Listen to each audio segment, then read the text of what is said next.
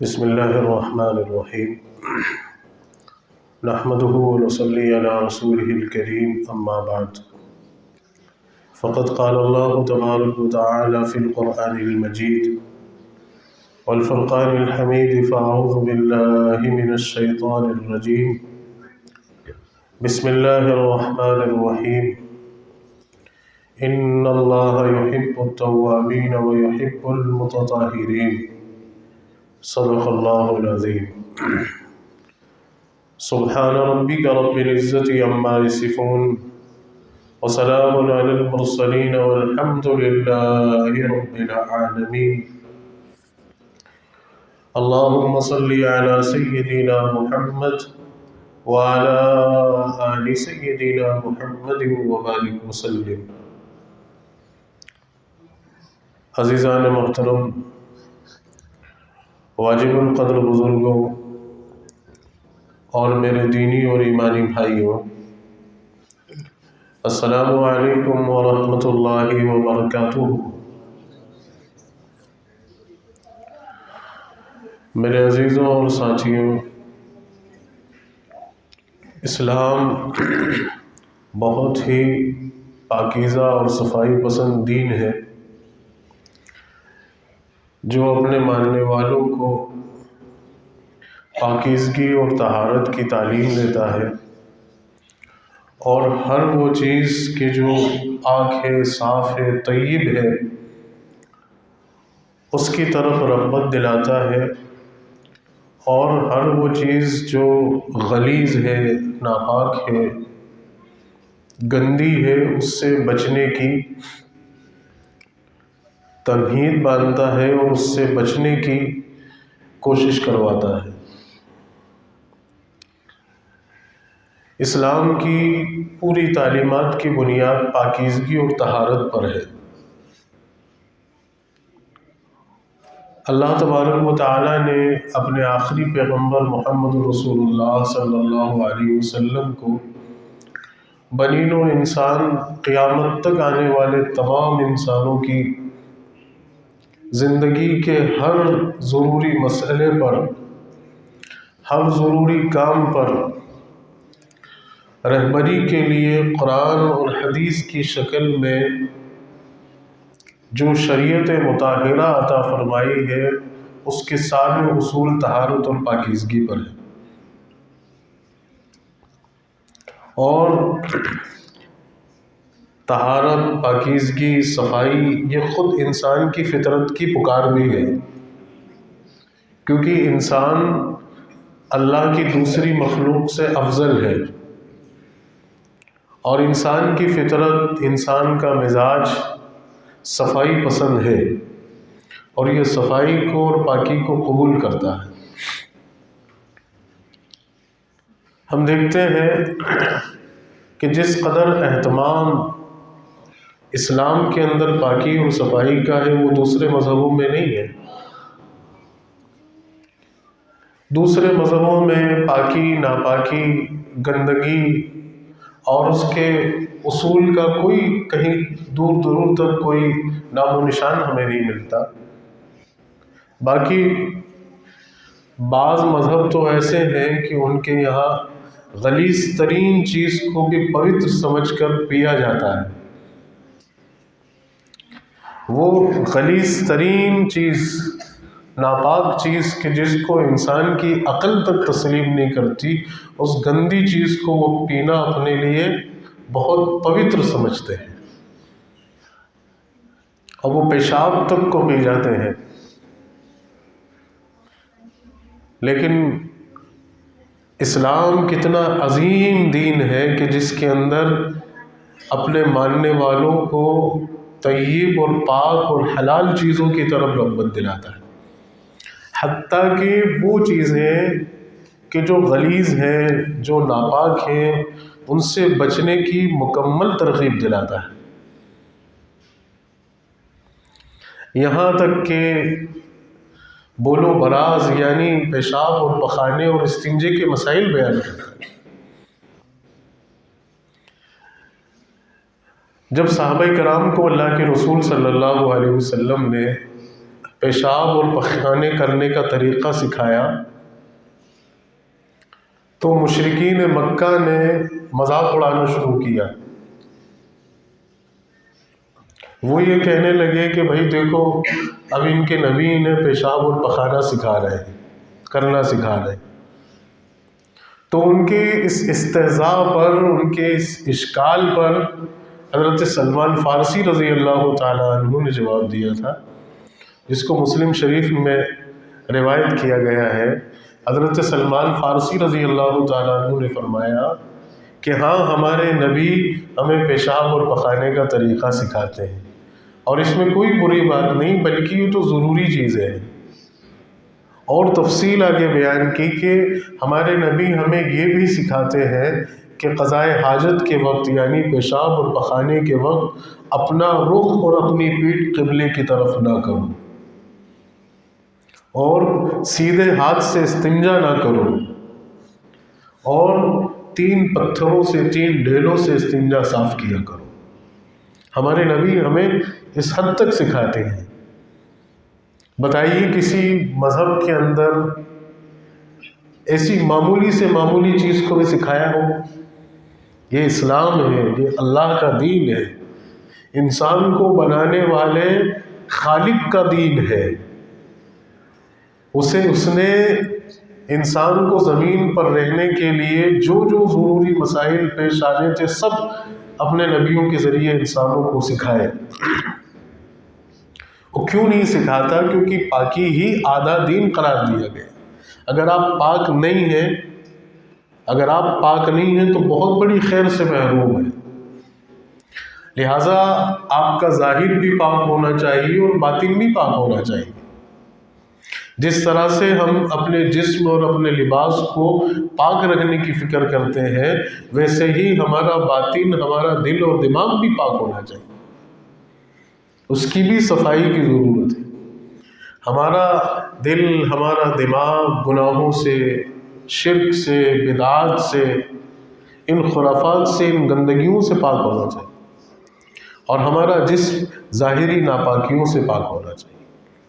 میں نے گزشتہ جمعہ آپ کو بتایا تھا کہ ناپاک یعنی غسل کے واجب ہونے کی کیا کیا شکلیں ہیں۔ وہ بہت تفصیل سے پچھلے جمعے آپ کے سامنے آ گئی تھی۔ آج کی اس جمعے میں ہم مسائل ڈسکس کریں گے یا بات کریں گے استنجے اور پیخانے کے تعلق سے۔ یہ دونوں بھی انسان کی بنیادی ضرورتیں ہیں۔ علماء کرام نے حدیث کی روشنی میں 4 چیزیں لکھی ہیں کہ ان چیزوں کا خیال رکھنا چاہیے۔ نبی کریم صلی اللہ علیہ وسلم، صحابہ کرام فرماتے ہیں، سب سے پہلی چیز کہ نبی پاک صلی اللہ علیہ وسلم کو ہم نے دیکھا کہ جب بھی آپ قضائے حاجت کے لیے جاتے تھے تو ہم سے اتنا دور چلے جاتے تھے کہ لوگوں کے نگاہوں سے اوجھل ہو جاتے تھے، اور قبلہ رخ، قبلے کی طرف نہ منہ کرنا ہے نہ پیٹھ کرنی ہے، استنجا کرتے وقت بھی اور بیت الخلا کرتے وقت بھی ہمارا رخ بھی قبلے کی طرف نہیں ہو اور ہماری پیٹھ بھی قبلے کی طرف نہیں ہو۔ حتیٰ کہ بچے کو بھی اگر پیشاب کروانا ہے، ٹوائلٹ کروانی ہے، چھوٹے بچے کو جس کو ابھی سمجھ نہیں ہے، تو اس کو پیشاب کرواتے وقت بھی اس بات کا خیال رکھنا ہے کہ اس کا رخ قبلے کی طرف نہیں ہو، نہ ہی پیٹھ اس کے قبلے کی طرف۔ اور آپ جو ہے نشیبی جگہ پسند کرتے تھے، یعنی ڈھال والی جگہ اور نرم جگہ پسند فرماتے تھے کہ جس سے پیشاب کے قطرے جسم پر اور کپڑے پر نہیں لگیں۔ پیشاب کے قطروں سے اپنے آپ کو بچانا بہت ضروری ہے۔ عموماً غفلت کی وجہ سے، جلد بازی کی وجہ سے لوگ پیشاب کے قطروں سے نہیں بچ پاتے ہیں۔ یا تو غفلت ہے، اتنی غفلت ہے کہ دھیان کہیں اور ہے اور استنجا کر رہے ہیں، بات کرتے جا رہے ہیں اور پیشاب کرتے جا رہے ہیں، دل دماغ کہیں اور لگا ہوا ہے اور ادھر پیشاب بھی کر رہے ہیں۔ بہت ممکن ہے کہ پیشاب کے قطرے ہاتھ پہ لگ جائے، کپڑوں پہ لگ جائے، جسم پہ لگ جائے، تو بہت احتیاط کے ساتھ اپنی ضرورت سے فارغ ہونا چاہیے، کیونکہ حدیث پاک میں آتا ہے کہ اللہ کے رسول صلی اللہ علیہ وسلم نے فرمایا، آپ صلی اللہ علیہ وسلم ایک قبر کے قریب سے گزر رہے تھے تو آپ کو اس قبر سے عذاب کی آواز آنے لگی۔ صحابہ کرام نے اللہ کے رسول سے پوچھا تو حضور پاک صلی اللہ علیہ وسلم نے فرمایا کہ اس شخص کو عذاب قبر ہو رہا ہے۔ صحابہ کرام نے پوچھا کہ یا رسول اللہ کس وجہ سے؟ تو آپ نے فرمایا کہ یہ پیشاب کے قطروں سے پرہیز نہیں کرتا تھا، یعنی احتیاط نہیں کرتا تھا۔ تو بہت ضرورت ہے پیشاب کرتے وقت اس کی چھینٹوں سے بچنا، اس کے قطروں سے بچنا۔ اگر ایک معمولی سا قطرہ بھی جسم پہ لگ گیا تو دھونا ضروری ہے، کپڑے پہ لگ گیا تو دھونا ضروری ہے۔ اور عموماً لوگوں کو عذاب قبر جو ہوگا وہ پیشاب کے قطروں سے نہیں بچنے کی وجہ سے۔ دو وجہ بتائی ہیں، ایک تو پیشاب کے قطروں سے نہیں بچنا اور دوسری وجہ چغل خوری، کہ جو شخص چغل خوری کرتا ہے، ادھر کی بات ادھر، ادھر کی بات ادھر کرنے کا جو عادی ہوتا ہے، مریض ہوتا ہے، اس شخص کو بھی عذاب قبر ہوتا ہے اور ایک پیشاب کے قطروں سے نہیں بچنے کا۔ تو اس میں عموماً اس وقت جو ہے جو سب سے بڑی کمزوری جو ہے وہ سامنے آ رہی ہے کہ ایسا غیر مناسب لباس لوگ پہنتے ہیں، اتنا ٹائٹ اور چست لباس پہنتے ہیں کہ فطری طور پر بیٹھنا اس میں پاسبل نہیں ہوتا۔ اتنی ٹائٹ پینٹ پہن رکھی ہے کہ استنجا کرتے وقت بیٹھتے نہیں بن رہا ہے۔ اب ظاہر سی بات ہے اطمینان سے جب بیٹھتے نہیں بن رہا ہے تو ساری نسیں بلاک پڑی ہوئی ہیں، استنجا پیشاب آپ کا جو نکل جانا تھا وہ نہیں نکل پایا۔ اب جب آپ کر کے فارغ ہوں گے تو اس کے قطرات گرتے ہیں۔ یہ ایسا غیر مناسب لباس پہننے کی وجہ سے، بھئی وہ لباس ہمارے کس کام کا ہے کہ جس کی وجہ سے ہم پاک ہی نہیں رہ پا رہے۔ آپ اتنا ایسا لباس پہنیے، ایسے کپڑے پہنیے کہ کم از کم آپ اس میں اچھی طرح پاک تو رہ سکیں۔ آج کل کی جو فیشنیبل چیزیں کپڑے چل رہے ہیں اس میں یہی حال ہے، کتنے لوگوں کو بیٹھتے نہیں بن رہا۔ تو ایک چیز وہ، دوسری چیز یہ ہے کہ جسمانی کمزوری کی وجہ سے بھی یہ مرض عموماً لوگوں میں لگ جاتا ہے، اور خاص طور سے عمر دراز حضرات کے اندر، کہ پیشاب کرنے کے بعد بھی پیشاب کے قطرے رہ جاتے ہیں، اور پھر جب پیشاب کر کے فارغ ہوتے ہیں تو وہ قطرے باہر نکلتے ہیں۔ تو وہاں طریقہ، اس کو استبرا کہتے ہیں اس طریقے کو، کہ وہاں طریقہ اور اصول یہ اختیار کرنا چاہیے کہ آپ اطمینان سے پیشاب کریں۔ جہاں آپ کو 3 منٹ لگ رہے ہیں وہاں آپ مزید 2 منٹ دیجیے، 5 منٹ لگائیے، کوئی کہیں نہیں جا رہا۔ آپ جلد بازی کے چکر میں نے پھر کہا تھا، ایک تو غفلت کی وجہ سے اور ایک جلد بازی کی وجہ سے کوئی کچھ بھی نہیں ہو رہا، کوئی دنیا ادھر سے ادھر نہیں ہو رہی۔ آپ اطمینان سے جو ہے پیشاب کر کے استنجا کیجیے، تھوڑا سا وقت لگائیے، دیجیے، اور پھر اس کے بعد علماء کرام اور حکماء جو ایک طریقہ لکھتے ہیں، جو پہلے کے زمانے میں بزرگوں کو دیکھتے ہوئے ہم دیکھتے تھے، لیکن اب تو استنجا لوگ بس بیٹھے اٹھے اور ختم۔ پیر کو پیر پر چڑھا کر تھوڑا سا زور دیتے تھے جس سے پیشاب کے جو قطرے رکے ہوئے وہ گر جاتے ہیں، یا تھوڑا سا کھانس دینا، زور لگا دینا، اس سے بھی جو قطرے ہیں وہ بھی بہہ جاتے ہیں۔ اور دوسری چیز یہ کہ پیشاب کرتے وقت استنجے میں ڈھیلے کا استعمال کریں، مٹی کے ڈھیلے کا یا اینٹ کے ٹکڑے کا استعمال کریں۔ وہ حضرات جن کو عموماً پیشاب کے قطرے رہ جانے کا اندیشہ رہتا ہے، یا پیشاب کے قطرے بعد میں نکلنے کا جن کو جو ہے جن کے چانسز رہتے ہیں، یا جن کے اندر یہ چیز ہے، وہ استنجے میں مٹی کا ڈھیلا یا اینٹ کا ٹکڑا استعمال کریں۔ حضرت بلال رضی اللہ تعالیٰ عنہ سے ایک مرتبہ اللہ کے رسول صلی اللہ علیہ وسلم نے پوچھا کہ بلال، آخر تمہارا وہ کون سا عمل ہے کہ جس کی وجہ سے میں نے تمہارے قدموں کی آہٹ جنت میں محسوس کی؟ اللہ کے رسول صلی اللہ علیہ وسلم کو سیدنا بلال رضی اللہ تعالیٰ عنہ کے چلنے کی قدموں کی آہٹ محسوس ہوئی جنت میں۔ اللہ کے رسول نے پوچھا تو حضرت بلال رضی اللہ تعالیٰ عنہ نے فرمایا کہ اللہ کے رسول میں نماز کی ادائیگی میں تاخیر نہیں کرتا۔ سب سے پہلی چیز، نماز کی ادائیگی میں تاخیر نہیں کرتا کہ جیسے ہی نماز کا وقت ہوتا ہے فوراً نماز ادا کرنے کی فکر میں لگ جاتا۔ اور دوسری چیز یہ کہ میں 3 ڈھیلوں سے استنجا کرتا ہوں، ایک سے اطمینان نہیں، دوسرے سے اطمینان نہیں، تیسرے سے۔ تو استنجا کرتے وقت ڈھیلوں کا استعمال کرنا چاہیے، اچھے سے اپنی شرمگاہ کو یا پیشاب کے مخرج کو جہاں سے پیشاب نکلتا ہے اس جگہ کو مٹی کے ڈھیلے سے یا جو ہے اینٹ کے ڈھیلے سے اس کو صاف کریں۔ اب آج کل یہ چیزیں پاسبل نہیں رہی کہ کہاں مٹی ڈھونڈیں گے، کہاں اینٹ کا ڈھیلا ڈھونڈیں گے، تو اس میں علماء کرام فرماتے ہیں کہ جو ٹوائلٹ پیپر آتا ہے، اس ٹوائلٹ پیپر کا استعمال کریں، اس سے اطمینان سے اپنی شرمگاہ کو اس سے صاف کریں، اور صاف کرنے کے بعد پھر پانی کا استعمال کریں، پانی سے پھر اس مخرج کو دھلیں۔ یہ استنجا کرنے کا ایک، یہ کہہ لیجئے کہ ایک شرعی طریقہ ہے۔ آنن فانن آئے کیا، یہ ہمارا طریقہ نہیں ہے، یہ نبی پاک صلی اللہ علیہ وسلم کے احادیث میں ہمیں سکھایا جا رہا ہے۔ اسی طریقے سے بیت الخلاء، وہ بھی ایک قضاء حاجت ہے، وہ بھی ایک ضرورت ہے، اس سے فارغ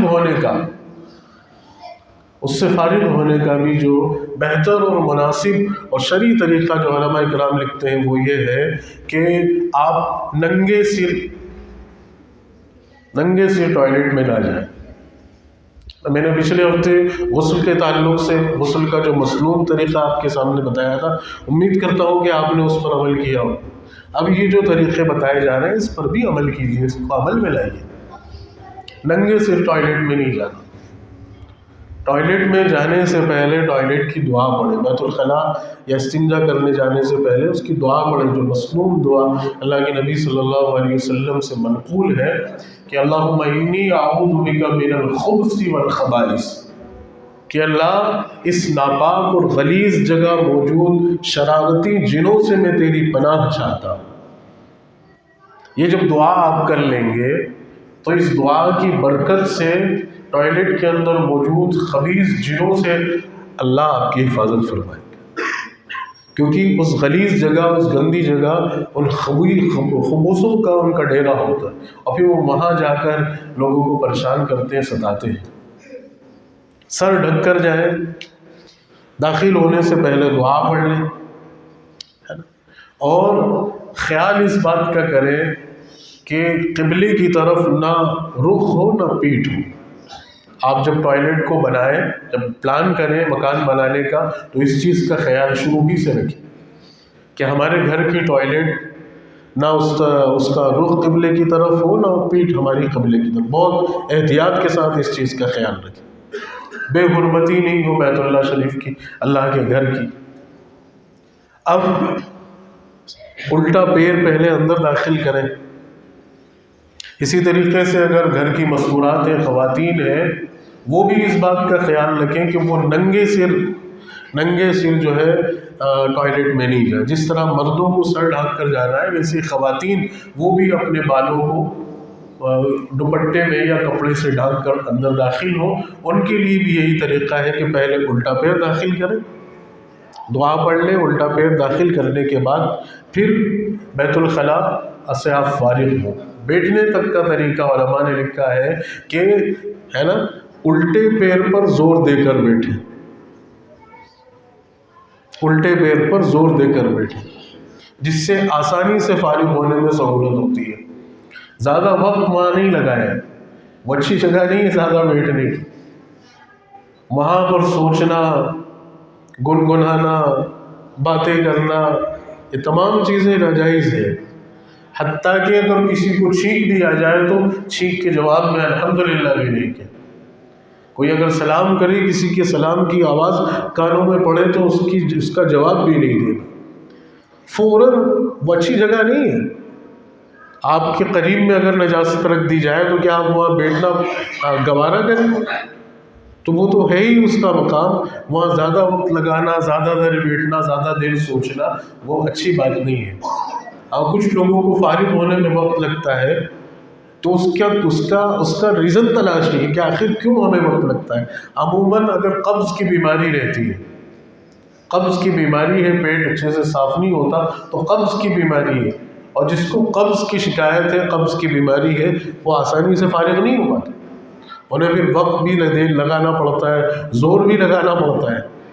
تو حکماء نے لکھا ہے کہ بیت الخلاء میں زور لگانا، یہ میں آپ کو ایک میڈیکل سائنس کی بات بتا رہا ہوں، بیت الخلاء میں فارغ ہوتے وقت زور لگانا یہ اچھی بات نہیں جسمانی اعتبار سے، وہ فضلہ ہے، اس سے فوراً فارغ ہونا چاہیے۔ آپ ڈاکٹر سے مشورہ کیجیے، آپ دوائی لیجیے کہ ہم آسانی سے فارغ نہیں ہو پاتے تو اس کا طریقہ کار بتائیے۔ بہرحال اب آپ فارغ ہو گئے، اس وقت یہاں تک کہ علماء فرماتے ہیں کہ گندگی کی طرف دیکھنا، نجاست کی طرف دیکھنا، اس سے ذہنی یادداشت کمزور ہونے کے اندیشے رہتے ہیں کہ بار بار نجاست کی طرف دیکھ رہے ہیں، اس کو نہیں دیکھنا، فوراً فارغ ہو کے باہر۔ اور فارغ ہونے کے بعد اچھے سے استنجا کریں، اچھے سے دھلیں، جب تک آپ کا دل مطمئن نہیں ہو جائے۔ بہت کم پانی میں نہیں اور بہت زیادہ پانی کا اسراف بھی نہیں، یہ نہیں کہ اتنی سی بوٹل میں اتنے سے لوٹے میں صاف کر لیے۔ آپ جب تک آپ کا دل مطمئن نہیں ہو جائے، تشفی بخش اطمینان نہیں ہو جائے، تب تک آپ صاف کرتے رہیے۔ مخرج کو بہت اچھے سے صاف کیجیے، اگر ٹیشو وہ ٹوائلٹ پیپر کا نظم ہے تو ٹوائلٹ پیپر سے صاف کیجیے۔ وہاں بھی جلد بازی کی وجہ سے لوگ صحیح سے دھلا اور باہر ہو جاتے ہیں۔ اچھا، طبی اعتبار سے بھی اگر دیکھیں تو یہاں اگر اس چیز کے ملبے کے رہ جانے کی وجہ سے بہت سارے تعفن اور بہت ساری بیماری پھیلنے کے اندیشے ہوتے ہیں، بہت نقصان ہے۔ شریعت جو ہمیں چیزیں بتا رہی ہے وہ بہت سارے فوائد کے ساتھ بتا رہی ہے، جہاں اس میں دینی اور مذہبی فائدے ہیں وہاں طبی فائدے بھی ہیں۔ اگر آپ اس گندگی کو اپنے آپ سے، اپنے جسم سے، مخرج سے صحیح سے صاف نہیں کریں گے تو اس گندگی کی وجہ سے آپ کو بیماری پھیلنے کے اندیشے۔ تو اطمینان کے ساتھ دل جب تک مطمئن نہیں ہو جائے، اچھے سے صاف کرنا، اور پھر صاف کرنے کے بعد فارغ ہو جانے کے بعد پہلے سیدھا پیر باہر نکالیں، اور اس کے بعد پھر باہر آ کر جو دعا، مسنون دعاؤں میں جو دعا ثابت ہے وہ دعا آپ پڑھیں۔ جاتے وقت الٹا پیر اور آتے وقت سیدھا پیر باہر نکالیں۔ اسی طریقے سے مسجد میں جب آئیں گے، مسجد مقدس اور پاک اور متبرہ مقام ہے، یہاں پر سیدھا پیر اندر کریں گے مسجد میں اور الٹا پیر باہر کریں گے، اور ناپاک اور غلیظ جگہوں پر الٹا پیر اندر داخل کریں گے اور سیدھے پیر سے باہر نکلیں گے، اور پھر اس کے بعد دعا پڑھیں گے، غفرانک الحمدللہ الذی اذھب عنی الاذی وعافانی۔ یہ دعا کہ اللہ میں تجھ سے معافی مانگتا ہوں کہ اگر مجھ سے اندر کوئی خطا یا ناشائستہ کوئی عمل یا کوئی حرکت ہوئی تو غفرانک، تو مجھے معاف کر، اذھب عنی الاذی وعافانی، اور ہر قسم کی بھلائی اور عافیت مجھے نصیب کرو۔ تو کتنا پیارا ہمارا دین ہے، کتنا عظیم اسلام ہے کہ ایسی باریک باریک اور چھوٹی چھوٹی چیزیں بھی ہمیں ہمارا مذہب، ہمارا دین ہمیں بتاتا ہے۔ اب اسی کے ساتھ ساتھ ایک چیز اور جو ہے کہ آج کل ویسٹرن ٹوائلٹ کا زمانہ ہے، آپ کہیں سفر پہ ہیں یا کہیں ہیں تو وہاں پر آپ کو ویسٹرن سیٹ مل رہی ہے، یا پھر بزرگ حضرات بیٹھ نہیں پاتے بزرگی کی وجہ سے یا پیر میں تکلیف کی وجہ سے، تو اس سیٹ کو استعمال کرنے میں بھی کوئی حرج نہیں ہے، لیکن بس اب یہ ہے کہ آپ کو بہت احتیاط برتتے ہوئے اپنے آپ کو پاک اور صاف اور جسم کو گندگی اور غلاظت سے صاف رکھتے ہوئے اس کا استعمال کرنا ہے۔ اور یہ اندیشہ ہو یا خدشہ ہو یا آپ کو محسوس ہو رہا ہے کہ کہیں گندگی اگر لگی ہے تو اس کو دھل لیں آپ، پاک ہیں آپ، غسل کرنے کی ضرورت نہیں ہے، وہاں پہ غسل واجب نہیں ہو۔ آپ نے ویسٹرن سیٹ پر ٹوائلٹ کی، آپ نے پیشاب کیا یا پخانہ کیا، اور آپ کو اگر یہ لگ رہا ہے کہ یار پیشاب کے قطرے لگ گئے یا غلاظت لگ گئی تو نہانا ضروری نہیں ہے۔ جسم کے جس حصے پر لگی ہے نجاست اس کو دھل لیں، اطمینان سے 3 مرتبہ دھل لیں۔ کپڑے پر بھی اگر لگی ہے تو کپڑے کو بھی جو ہے اچھے سے صاف کر لیں کہ نجاست کا جو جسم ہے، نجاست کی جو حیت جو کپڑے پر اتر آئی ہے اس کے اثرات کپڑے سے ختم، آپ پاک اور صاف ہیں۔ تو استنجا کرنے کا، پیخانے کرنے کا یہ جو طریقہ ہے، اس طریقے کو بھی عمل میں لانا اور اختیار کرنا ضروری۔ اتنی رعایتوں کے ساتھ، اتنی رعایتوں کے ساتھ اگر آپ اپنی زندگی میں آگے بڑھیں گے تو ہر چھوٹے سے چھوٹے اور بڑے سے بڑے عمل پر اللہ تعالیٰ آپ کو استقامت عطا فرمائے، اور اس استقامت کی برکت سے عبادات کی توفیق کھلے گی۔ اور سب سے بڑی اور اہم چیز یہ ہے کہ عبادت کرنے میں لطف آئے گا۔ ابھی ہم جو عبادات کی لذت سے محروم ہیں، سجدے تو ہم کر رہے ہیں لیکن سجدے کا جو لطف ہے، اس کی جو عنایت ہے، اس کی جو سرفرازی اور سرخ روئی ہے کہ یہ معمولی چیز نہیں ہے کہ انسان اپنی پیشانی کو زمین پر رکھ دے، یہ اس کی بلندی اور سرفرازی اور سرخ روئی کا مقام ہے کہ وہ خالق کائنات کے آگے اپنے وجود کو جھکا کر زمین پر رگڑ لائے۔ اللہ بندے کے اس عمل پر اسے سجدے کی لذت سے آشنا کرتا ہے، لیکن یہ لذت اور عبادات کی وہ راحت اور اس کا وہ اطمینان عموماً ہماری ان چھوٹی چھوٹی چیزوں پر بے توجہی، غفلت کی وجہ سے ہم جو ہے ان سے محروم ہیں۔ تو یہ ساری چیزیں ایک دوسرے سے لنک ہیں، ایک دوسرے سے کنیکٹ ہیں۔ پاکی اور طہارت یہی انسان کو آگے بڑھنے میں موضوع چیز ہے اور اس کے لیے مفید۔ تو میں امید کرتا ہوں کہ یہ جو طریقہ آپ کے سامنے میں نے کیا ہے اس پر انشاءاللہ عمل کریں گے۔ بیسک چیزوں پر تو ہوتا ہی ہے، لیکن ایک دو چیزیں جو ہے وہ جو مس کر جاتے ہیں کہ کوئی اہتمام نہیں، بغیر سر ڈھکے چلے گئے، اور صفائی کا کوئی اہتمام نہیں۔ اسی طریقے سے جو ٹوائلٹس وغیرہ ہیں ان کو بھی صاف رکھنا چاہیے۔ اگر وہ گندے ہیں تو پھر ہمارے پاک رہنے کے کیا امکان باقی ہیں؟ ان کی بھی صفائی اور ان کو بھی اچھے سے صاف رکھنا ضروری ہے۔ وہاں سے بدبو اور تعفن اور مکڑی کے جالے اور گندگی کی چھینٹیں، یہ تمام چیزیں نہیں، یہ ہماری تہذیب نہیں ہے۔ اللہ کے نبی صلی اللہ علیہ وسلم کا طریقہ کار یہ کہ صحابہ کرام فرماتے ہیں کہ جب اللہ کے رسول کو فارغ ہوتا تھا تو ہماری نظروں سے اتنا دور چلے جاتے تھے کہ ہمیں نظر نہیں آتی، تاکہ لوگ اس غلاظت کو نہیں دیکھ سکیں، اور لوگوں کو اس غلاظت کی وجہ سے کراہیت محسوس نہیں۔ آج تو لوگ وہاں گندگی کرنے کے بعد پانی بھی نہیں ڈالتے، ویسے بے شعوری کی طرح ایک ایسا ڈھیٹ پن اور ایک بالکل غیر فطری اور غیر انسانی طریقہ ہے کہ پانی بھی نہیں ڈالنا، فلیش استعمال نہیں کرنا۔ یہ عام سی چیزیں بتانی پڑ رہی اس قوم کو اور ان لوگوں کو کہ جو ساری دنیا کو پاکی کا درس دینے آئی تھی۔ اور اس سے زیادہ یہ کتنی غیر شائبہ اور غیر مناسب بات ہے کہ لوگ وہاں بیٹھ کر بیڑیاں پھونک رہے ہیں، سگریٹ پی رہے ہیں، گٹکے کھا رہے ہیں اور وہیں پی کے مار رہے ہیں۔ کتنی غیر مناسب، اس کا تو غلاظت کا تو نام سن کے دل کھٹا ہو جاتا ہے۔ لوگ وہاں بیٹھ کے منہ چلا رہے ہیں، چبا رہے ہیں، تھوک رہے ہیں۔ تو ان گندی اور غیر مناسب، غیر شعوری اور غیر فطری چیزوں سے بھی پرہیز کرنا چاہیے۔ یہ چیزیں اسلام کی تعلیمات اور اس کی ترغیبات میں سے نہیں ہے۔ یہ تو ان گھامڑ قوموں کا رواج ہے کہ جن کے یہاں پاکی اور ناپاکی کا کوئی شعور نہیں، کم از کم ہمارے یہاں تو نہیں۔ آپ دیکھو جس طرح سے ہمیں ہمارے ٹوائلٹس کو صاف رکھنے کی ترغیب ہے، اسی طریقے سے اللہ کے گھر کے ٹوائلٹ اور واش رومز کو بھی تو صاف رکھنا ہماری ذمہ داری ہے، یہ ہمارا فرض ہے۔ مسجدوں کے پیشاب خانوں میں لکھنا پڑتا ہے کہ صاحب جو ہے ڈھیلا استعمال کرنے کے بعد اسے نالی میں نہیں ڈالیں، ڈھیر لگا ہوا ہوتا ہے، اور گٹکوں کی اور پان کی پیکوں کے نشان پڑے ہوئے ہوتے ہیں۔ اس کو بھی صاف رکھنا. ہر شخص اگر ذاتی طور پر بنیادی طور پر اپنی ذمہ داری سمجھ کے کہ فارغ ہونے کے بعد فوراً پانی ڈال کے آئے، یا اگر کوئی گندگی اسے دکھ بھی رہی ہے وہ پانی سے بہا بھی دے. ہر شخص اگر اپنی ذمہ داری کو نبھاتے ہوئے آگے بڑھے گا تو پھر گندگی رہے گی ہی نہیں.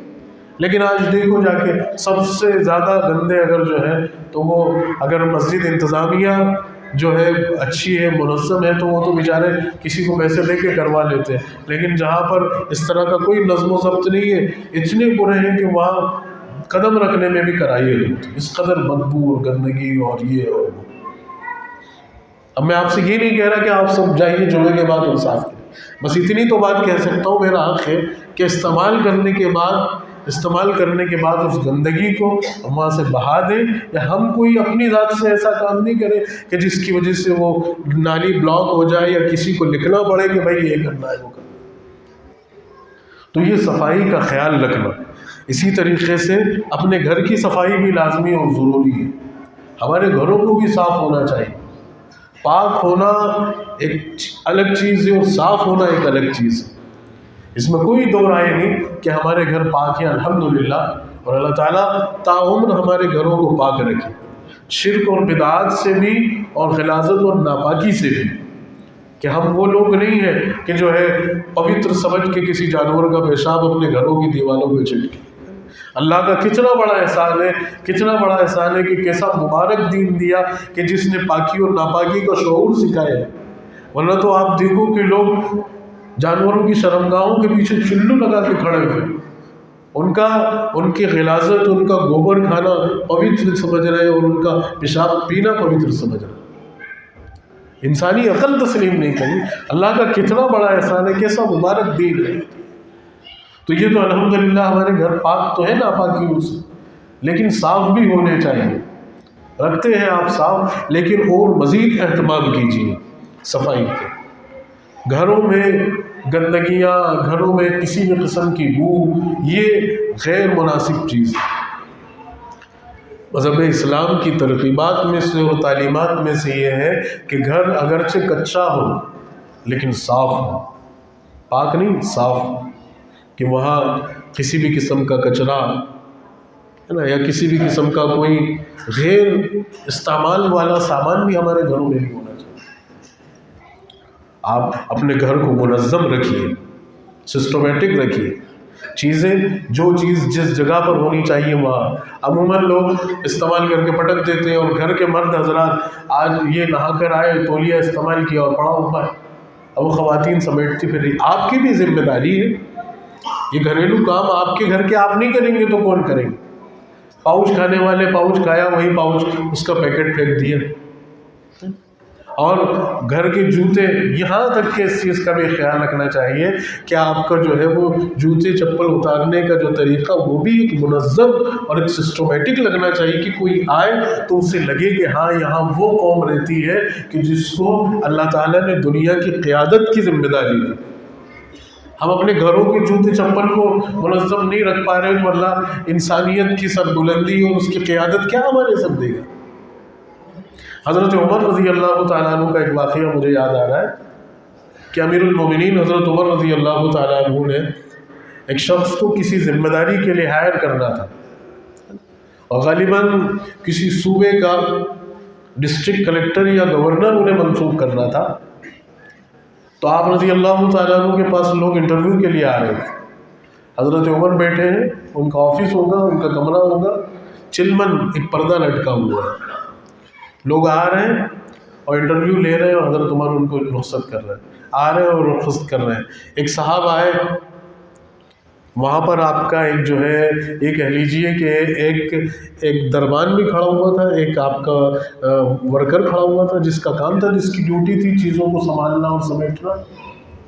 تو کوئی چیز جو ہے ان سے پہلے والے غیر منظم رکھ کے چلے گئے تھے، تو وہ صاحب آئے، انہوں نے اس کو رکھا وہاں پر. تو حضرت عمر رضی اللہ تعالیٰ عنہ نے ان سے یہ سوال کیا کہ آپ نے یہ کام کیوں کیا؟ اس کام کے لیے تو آلریڈی یہ شخص کھڑا ہوا ہے، آپ کو تو اتنی بڑی پوسٹ پہ جانا ہے کہ آپ کو لوگوں سے کام کروانا ہے، آپ کا کیا شعور ہے؟ آپ کو تو یہ کہنا چاہیے تھا کہ اس شخص سے کہتے کہ بھائی تو اس کی تنخواہ لے رہا ہے، تیرا یہ کام۔ تو اتنی شعوری زندگی ہمیں ہمارے اسلاف نے سکھائی ہے کہ ہمیں ہماری کیا ذمہ داری ہے، کیا رسپانسبلٹی ہے، کیا ڈیوٹیز ہیں، اس کے ساتھ ساتھ دوسرے لوگوں سے اگر ہم کام کروا رہے ہیں تو کس ڈھنگ سے، کس طریقے سے۔ اتنا منظم دین ہے ہمارا، اور اتنا منظم تعلیمات اور چیزیں ہونے کے باوجود ہماری زندگی بالکل غیر منظم، غیر مرتب۔ تو اپنے گھروں کے اندر بھی صفائی کا خیال۔ اب آگے کی جو بات ہے وہ آپ تھوڑا سا کلیجہ تھام کر سنیے گا۔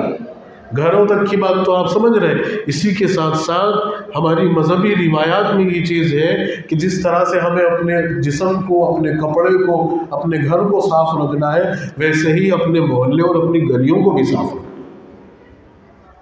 اپنے علاقوں کو بھی صاف رکھنا، ہر قسم کی گندگی سے اور پلیدگی سے پاک رکھنا ذمہ داری ہے ہماری۔ جیسے نماز فرض ہے، روزہ فرض ہے، زکوٰۃ فرض ہے کہ ان کے اوقات پر ہم ان کو ادا کریں، ویسے ہی محلوں میں، گلیوں میں، علاقوں میں اگر ہمارے کوئی گندگی ہے، اس کو صاف کرنا، اس کو ختم کرنا بحیثیت مسلمان ہونے کے ہمارا سب سے بڑا فریضہ ہے۔ میونسپل کارپوریشن اپنی جگہ ہے نا، آپ اگر نہیں کر سکتے تو کم از کم ایک اپلیکیشن تو دیجئے، ہے نا، وارڈ کے جو پارشد ہیں ان کو مطلع کیجیے کہ صاحب یہاں اس قسم کی یہ گندگی ہے، یہ بری چیز ہے، آپ اس کو، وہ بالکل آپ کی خدمت میں کے لگے ہوئے ہیں۔ بعض مواقع تو ایسے ہیں کہ ان کو بھی پتہ نہیں ہوتا، اگر آپ ان سے کہیں گے تو آپ کو سر آنکھوں پر لے کر صفائی کروائیں گے، اس چیز کو ختم کروائیں گے۔ اگر میونسپل کارپوریشن بھی نہیں کرتی ہے تو پھر ہماری ذمہ داری، کیونکہ ہم رہ رہے ہیں، ہم وہاں رہ رہے ہیں، ہمارا فرض بنتا ہے، ہمارا کلچر، ہمارا نظام، ہمارا علاقہ، یہ اس کی یہ امیج بننی چاہیے کہ نہیں، یہاں ایک مہذب اور ایک متبرک قوم رہتی ہے، پاک اور صاف ستھرا لینے والے لوگ رہتے ہیں۔ لیکن آج آپ حال دیکھیے کہ سب سے زیادہ گندے اور سب سے زیادہ گھامڑ اور سب سے زیادہ پلید اگر جو ہے وہ ہمارے محلے، لوگ کہتے ہیں یہ کہ کہیں بھی گندگی اور شور شرابہ اور غباشی اور توڑ پھوڑ اور چلا چوڑ اور شور غل نظر آئے تو بغیر تردد کے سمجھ جانا کہ مسلم بستی۔ حال یہ بنا رکھا ہے۔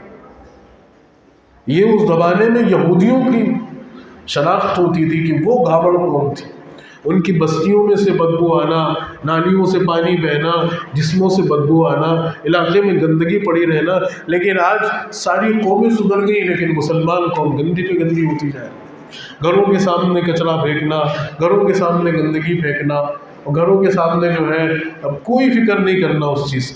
اگر میں اپنے گھر کی ذمہ داری اگر لوں، میں خود اپنے گھر کی ذمہ داری سے اپنے ایریے کو صاف رکھوں گا، آپ اپنے ایریے کو صاف رکھیں گے تو خود محلہ صاف ہو جائے گا۔ آپ کو کہیں صاف کرنے جانے کی ضرورت نہیں ہے، آپ خود اپنے خیال رکھیں گے۔ آپ کے گھر کے آگے اگر درخت بھی ہے تو اس درخت کے گرنے والے پتوں کی صفائی کی بھی ذمہ داری آپ کی ہے، اس کو بھی آپ صاف رکھیں۔ ہوتا نہیں، ہم خود کہتے ہیں کہ بھئی کتنا صاف گھر ہے، اس میں اچھے لوگ رہے، تاثر بنتے ہیں، اور کتنا گندا گھر ہے، اس میں ظاہر سی بات ہے لوگ بھی گندے ہیں۔ تو یہ آپ لوگوں سے عرض کرنے کی یہ بنیادی چیزیں تھیں کہ ان چیزوں کو بھی خیال میں رکھیے اور ان چیزوں پر بھی عمل کیجیے۔ اللہ تعالیٰ اس پاکی اور صفائی کی برکات سے آگے ہدایات کے دروازے ہمارے لیے کھولے۔ وآخر دعوانا الحمد للہ رب العالمین۔